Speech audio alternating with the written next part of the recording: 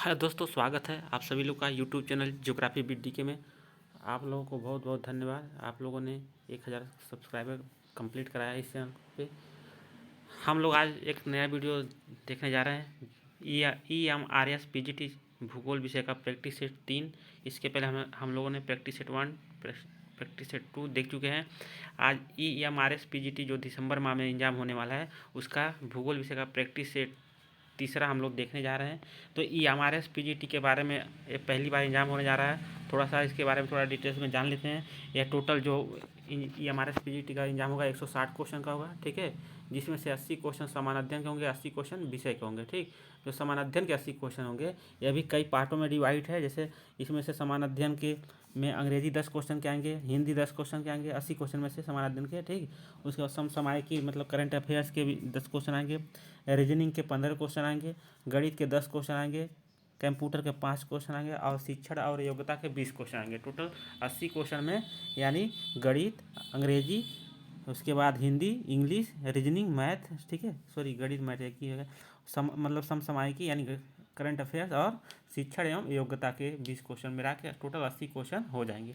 और 80 क्वेश्चन संबंधित विषय के, यानी जिस विषय से आप EMRS का फॉर्म भरे होंगे PGT के लिए उस विषय का 80 क्वेश्चन आएगा। ठीक, और यह 160 क्वेश्चन का 2 घंटे का 3 घंटे का पेपर होगा और इसमें ऋणात्मक अंक है। ठीक है, यानी आप अगर 4 क्वेश्चन गलत करते हैं तो आपका एक क्वेश्चन सही भी कट जाएगा। ठीक है, तो देर ना करते हुए शुरू करते हैं। पहला क्वेश्चन, एक छोटा सा रिक्वेस्ट है, आप लोग चैनल को सब्सक्राइब जरूर कर ले, जैसे आप लोग को अगला वीडियो भी नोटिफिकेशन प्राप्त हो जाए। ठीक है, पहला क्वेश्चन शुरू करते हैं। अंतरिक्ष में आने वाले उल्कापिंड वायुमंडल में किस परत में प्रवेश करते ही जलने लगते हैं? तो इसका जो राइट आंसर है हो जाएगा आपका बी। ठीक है, मध्यमंडल में जब उल्कापिंड आते हैं वह जलने लगते हैं। क्वेश्चन नंबर 2 देखते हैं। अफ्रीका महाद्वीप की कौन सी भाषा ज़्यादातर लोगों के द्वारा बोली एवं समझी जाती है?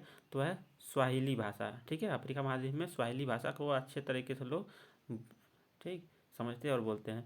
क्वेश्चन नंबर 3, वन्य जीव सप्ताह कब मनाया जाता है?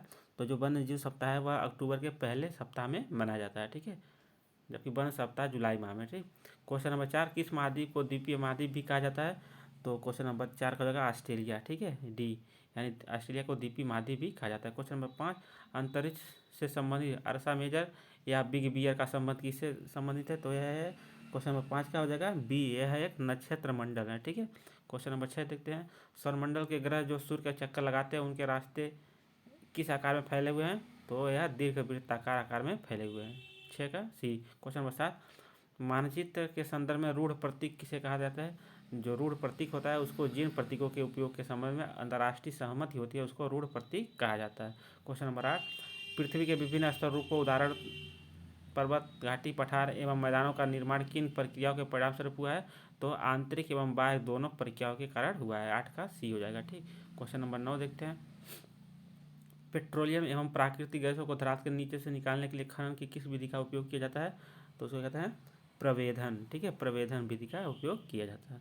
क्वेश्चन नंबर 10, सुनहरा रेशा से अभिप्राय है? तो सुनहरा रेशा से अभिप्राय है पटसन। ठीक है, क्वेश्चन नंबर 10 का हो जाएगा ए। क्वेश्चन नंबर 11 देखते हैं। भारत सरकार के राष्ट्रीय कृषि आयोग द्वारा किस वर्ष पहली बार सामाजिक वानिकी शब्द का उपयोग किया गया था? तो किया गया था 1976 में। ठीक है, 1976 में। सारे क्वेश्चन बहुत ही इंपॉर्टेंट है, आप लोग इस क्वेश्चन को ठीक है जरूर याद रखें। प्रायद्वीपीय पठार प्रायद्वीपीय पठार संबंधी दक्कन ट्रैप है? ठीक है, तो क्या है यह? तो क्वेश्चन नंबर 12 का हो जाएगा बी, काली मृदायुक्त पठारी क्षेत्र। ठीक, क्वेश्चन नंबर 13 देखते हैं, यानी 12 का बी। क्वेश्चन नंबर 13, पूर्वी घाट का विस्तार है?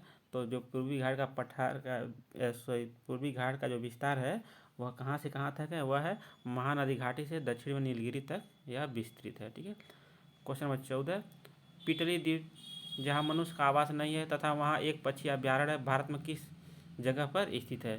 तो जो यह जगह है वह है लक्षद्वीप समूह में स्थित है। ठीक है, यहाँ पे मानव नहीं है लेकिन वहाँ पे एक पक्षी अभ्यारण्य है। ठीक है, क्वेश्चन नंबर 15, गंगा नदी में न्यूनतम जल प्रवाह किस महीने में होता है?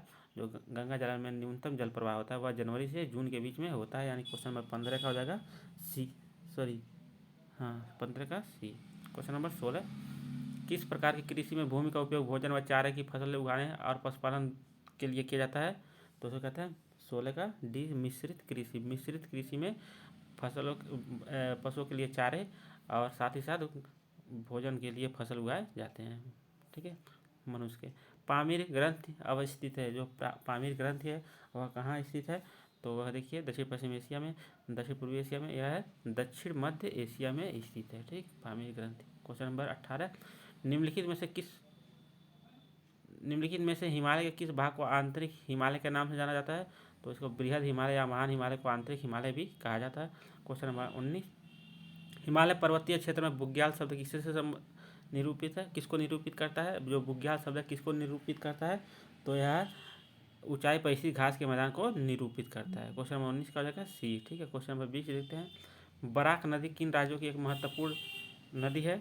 तो जो बराक नदी है वह है मणिपुर और मिजोरम के बीच। ठीक है, मणिपुर और मिजोरम के बीच। क्वेश्चन नंबर देखते हैं 31, कार्तिक मास की उष्मा का संबंध है। तो जो कार्तिक मास की उष्मा का जो संबंध है वह है, क्वेश्चन नंबर 21 का हो जाएगा डी, मानसून के निवर्तन से। यानी जब मानसून क्या होता है, चला जाता है। ठीक है, क्वेश्चन नंबर 22, चंदन, आंवला, महुआ, सागौन, बांस आदि प्रजातियों के वृक्ष किस प्रकार के वनों में पाए जाते हैं? तो यह आर्द्र पर्णपाती वन है। ठीक है, क्वेश्चन नंबर 23, भारत में 16 वन पाए जाते हैं। जो भारत में 16 वन होते हैं वो कहाँ पाए जाते हैं? नीलगिरी पहाड़ियों पे, अन्नामलाई पहाड़ियों पे और उसके बाद पालनी पहाड़ियों पे। इनमें से सभी जो 16 वन है यह शीतोष्ण कटिबंधीय वन होते हैं जो दक्षिण भारत के उच्च पहाड़ियों पे पाए जाते हैं। ठीक, क्वेश्चन नंबर 24, उत्खात भूमि का विकास किस प्रकार की मृदा के परिणाम स्वरूप होता है? तो जो उत्खात भूमि का विकास होता है वह अवनालिका अपरदन के कारण होता है। ठीक, क्वेश्चन नंबर 25 देखते हैं, इनमें से कौन सी टिप्पणी प्राकृतिक वनस्पति जात और प्राणी जात के ह्रास का, ठीक है, ह्रास का प्रमुख कारण नहीं है? तो यह पशुपालन एवं ईंधन लकड़ी एकत्र करना यह वनस्पति जात और प्राणी जात के ह्रास का कारण नहीं है। बाकी कृषि प्रसार, बृहद स्तरीय परियोजना और तीव्र औद्योगिकरण और शहरीकरण यह सब प्राणी जात और वनस्पति जात के लिए हानिकारक है। ठीक, क्वेश्चन नंबर 26, निम्नलिखित में से किस खदानों का लौह अयस्क विशाखापत्तनम से जापान तथा दक्षिण कोरिया को निर्यात किया जाता है? तो वह है बैलाडीला खदान से। ठीक, क्वेश्चन नंबर 27, भूकंपी तरंगों के संदर्भ में नीचे दिए गए विकल्पों में से कौन सा मतलब गलत है, पहचानना है। ठीक, क्वेश्चन नंबर 27 हो जाएगा ए, जो प्राकृतिक भूकंप केवल दुर्बल मंडल में आते हैं, बिल्कुल गलत है। जो प्राकृतिक भूकंप है वह केवल दुर्बल मंडल में नहीं आते हैं। ठीक है, क्वेश्चन नंबर 28, निम्नलिखित में से कौन सा कथन टीलाइट को परिभाषित करता है? जो टीलाइट है उसको कौन सा कथन परिभाषित करता है? तो जो टीलाइट होती है वह होती है यह अवसादी चट्टान होती है जो हिमालय निक्षेप से बनती है। यानी 28 का ए। क्वेश्चन नंबर 29, जलवाष्प के संबंध में निम्नलिखित में से कौन सा असत्य है? असत्य पहचानना है। तो 29 का हो जाएगा राइट आंसर ए। देखिए, जलवाष्प की मात्रा में ऊंचाई बढ़ने के साथ बढ़ती है, बिल्कुल गलत है। जलवाष्प की मात्रा ऊंचाई बढ़ने पर घटती है। ठीक, क्वेश्चन नंबर 30, काई, लाइकेन तथा पुष्पी पादप जैसी छोटी वनस्पतियाँ किस प्रकार के जलवायु प्रदेश में पाई जाती हैं? तो यह पाई जाती हैं 30 का हो जाएगा सी, टुंड्रा जलवायु प्रदेश में, टुंड्रा जलवायु प्रदेश में, यानी 30 का सी। क्वेश्चन नंबर 31, निम्नलिखित में से कौन सा एक पद केवल जीव द्वारा ग्रहण किए गए दिग स्थान का ही नहीं बल्कि जीवों के समुदाय में उसकी कार्यात्मक भूमिका का भी वर्णन करता है? तो 31 का हो जाएगा राइट आंसर बी, पारिस्थितिकीय कर्मठता, यानी नीचे पारिस्थितिकी नीचे ग्रीनहेल महोदय ने यह शब्द दिया था। क्वेश्चन नंबर 32, निम्नलिखित में से किस अधिनियम के तहत राष्ट्रीय उद्यानों अभ्यारण्यों की स्थापना की गई? तो 32 का हो जाएगा डी, भारतीय वन्य जीव संरक्षण अधिनियम 1972। ठीक है, क्वेश्चन नंबर 33, निम्नलिखित में से विश्व के किस देश में सहकारी कृषि आंदोलन सर्वाधिक सफल रही? तो वह डेनमार्क में सर्वाधिक सफल रही। ठीक, 33 का डी। क्वेश्चन नंबर 34, निम्नलिखित में कौन सा एक चतुर्थ क्रियाकलाप है? तो इसमें चतुर्थ क्रियाकलाप पहचानना है। तो 34 का हो जाएगा जो ये है सूचना का संग्रहण, यानी कोई भी सूचना को हम एक जगह इकट्ठा कर रहे हैं उसी से अनुसंधान होगा ना, तो वह चतुर्थ क्रियाकलाप। बाकी बैंकिंग, मुद्रण, मीडिया और इंटरनेट ये सब तृतीय क्रियाकलाप है। ठीक, क्वेश्चन नंबर 35, भारत के किन दशकों को जनसंख्या की स्थिर वृद्धि की अवधि के रूप में जाना जाता है? तो क्वेश्चन नंबर 35 का होगा सी, 1921 से 1951 के भी जनसंख्या की स्थिर अवस्था थी। ठीक है, वृद्धि की। क्वेश्चन नंबर 36, निम्नलिखित में से किस क्षेत्र में धरातली और भौम जल का सर्वाधिक उपयोग होता है? तो वह कृषि क्षेत्र में सबसे ज़्यादा। ठीक है, क्वेश्चन नंबर 36 का होगा सी, सबसे ज़्यादा धरातली और भौम जल का उपयोग होता है कृषि क्षेत्र में। क्वेश्चन नंबर 37, बिना तेल शोधन कारखाना भारत किस राज्य में स्थित है? तो वह है आपका मध्य प्रदेश में बीना। ठीक है, क्वेश्चन नंबर हम लोग देते हैं 38, निम्नलिखित में से किस संचार तंत्र का उपयोग ई कॉमर्स तथा मौद्रिक लेन देन के लिए अधिक किया जाता है? तो इसका इंटरनेट का उपयोग सबसे ज़्यादा किया जाता है। ठीक है, क्वेश्चन नंबर 39 देते हैं, यूरोप के दक्षिण पूर्वी भाग में विस्तृत घास भूमियों को किस नाम से जाना जाता है? तो इसको कहते हैं स्टेपीज। ठीक है, स्टेपीज। जबकि अमेरिका में, उत्तरी अमेरिका प्रेयरी कहा जाता है। ठीक है, सवाना यानी दक्षिण अफ्रीका महाद्वीप में। क्वेश्चन नंबर 40, मत्स्य उत्पादन के लिए प्रसिद्ध क्षेत्र डागर बैंक और ग्रेट फिशर निम्नलिखित में से कहाँ स्थित है? तो क्वेश्चन नंबर 40 का हो जाएगा राइट आंसर ए, उत्तरीय सागर में। क्वेश्चन नंबर 41, निम्नलिखित में से कौन सी पराबैंगनी किरण सबसे खतरनाक होती है? तो जो अल्ट्रावायलेट सी किरण होती है यह सबसे खतरनाक होती है। जो पराबैंगनी किरण यानी सूर्य से निकलने वाली जो पराबैंगनी किरण होती है वह 3 प्रकार की होती है, अल्ट्रावायलेट बी, अल्ट्रावायलेट सी। तो इसमें सबसे खतरनाक अल्ट्रावायलेट सी होती है, लेकिन यह धरातल तक नहीं पहुँच पाती। या जो ओजोन परत है वह क्या करता है, इनको पूरी तरीके से सोख लेता है। ठीक है, क्वेश्चन नंबर 42, भारत सरकार ने 2030 तक ऊर्जा मिश्रण में किसकी हिस्सेदारी 15% तक बढ़ाने का लक्ष्य रखा है? तो वह प्राकृतिक गैस का। ठीक है, प्राकृतिक गैस का। क्वेश्चन नंबर 43, भारत का थार मरुस्थल विश्व का सबसे घनी आबादी वाला मरुस्थल है, जिसका जनसंख्या घनत्व कितना है? वह 83 व्यक्ति प्रति वर्ग किलोमीटर है। ठीक है, प्रति वर्ग किमी है। क्वेश्चन नंबर 44, एक नदी, झील या झरने जैसे जल आपूर्ति स्रोत के निकट स्थित एक स्थान कहलाता है? किसको कहते हैं? नम बिंदु बस्ती, नम बिंदु बस्ती। ठीक, क्वेश्चन नंबर 44 का बी। 45 नंबर क्वेश्चन, एक पारिस्थितिकी तंत्र में सकल प्राथमिक उत्पादन से हानियां घटाकर इंगित की जाती है, उसको कहते हैं? क्वेश्चन नंबर 45 का हो जाएगा डी, निवल प्राथमिक उत्पादक, निवल प्राथमिक उत्पादक। क्वेश्चन नंबर 46,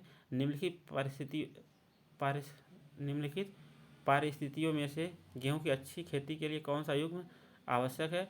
तो यह मध्यम तापमान एवं मध्यम वर्षा आवश्यक है। क्वेश्चन नंबर हम लोग देते हैं 47, निम्न में से कौन सा उष्णकटिबंधीय घास का मैदान है? तो इसमें उष्णकटिबंधीय घास का मैदान पहचानना है। तो जो लालनोज है यह उष्णकटिबंधीय घास का मैदान है, जबकि प्रेरी, स्टेपी और बेल्ट ये सब शीतोष्णकटिबंधीय घास के मैदान है। क्वेश्चन नंबर 48, विश्व पर्यावरण दिवस 2023 का थीम क्या है? तो इसका जो थीम है वह है प्लास्टिक प्रदूषण का समाधान। ठीक है, क्वेश्चन नंबर 49, राजगीर एवं तपोवन उष्ण झरना किस राज्य में स्थित है? तो वह है बिहार राज्य में। ठीक, बिहार राज्य में। 49 का डी। क्वेश्चन नंबर 50, औसत ऊंचाई के संदर्भ में निम्नलिखित में से सबसे ऊंचा महाद्वीप है? तो है अंटार्कटिका महाद्वीप, क्योंकि यहाँ से 2 से 3 किलोमीटर लंबी बर्फ की चादरें बिछी हुई हैं। विश्व की 75% जनसंख्या किन अक्षांशों के मध्य निवास करती है? तो यह कर्क रेखा से 70 डिग्री उत्तरीय अक्षांश के मध्य निवास करती है। 51 का जगह डी। क्वेश्चन नंबर 52, निम्नलिखित में से कौन सा स्थलमंडल को वर्णित करता है? जो स्थलमंडल को वर्णित कर रहा है वह कौन करता है? तो देखिए यहाँ पे जो भूपटल है और ऊपरी मेंटल या स्थलमंडल को वर्णित करता है, यानी 52 का सी। क्वेश्चन नंबर 53, उत्तर से दक्षिण तक हिमालय की श्रेणियों के निम्नलिखित अनुक्रमों में से कौन सा सही है? तो उत्तर से दक्षिण, यानी कोई भी मैप होता है उसके ऊपर उत्तर होता है और उसके नीचे दक्षिण होता है। तो देखिए उत्तर से दक्षिण करना है तो पहले काराकोरम है, फिर लद्दाख है, फिर जास्कर है, फिर पंजाब। तो ये राइट आंसर हो जाएगा। क्वेश्चन नंबर हम लोग देते हैं 54, किस पूर्वोत्तर राज्य में सर्वाधिक जनजातीय जनसंख्या पाई जाती है?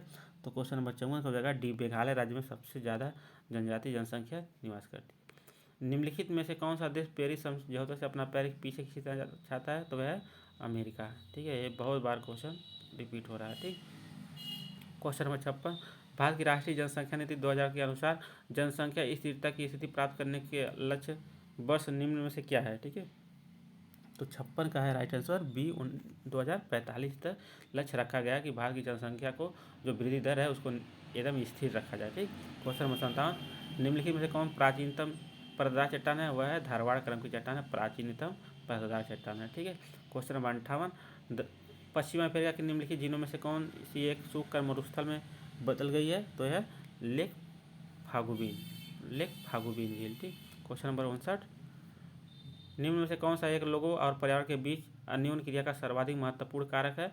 तो है प्रौद्योगिकी के द्वारा पर्यावरण और मनुष्य के बीच क्या हो गई है? अंतर संबंध बेहतर तरीके से स्थापित हुए हैं। क्वेश्चन नंबर 60, निम्नलिखित में से कौन सा एक मानव भूगोल का उपागम नहीं है? ठीक है, तो क्षेत्रीय विभिन्नता है, मात्रात्मक क्रांति मानव भूगोल का उपागम नहीं है। ठीक है, क्षेत्रीय विभिन्नता है, स्थानीय संगठन, अन्वेषण और वर्णन ये सब है। ठीक, क्वेश्चन नंबर 61, जैव विविधता संरक्षण निम्न में से किसके लिए महत्वपूर्ण है? तो यह सभी जीवधारियों के लिए महत्वपूर्ण है। 61 का डी।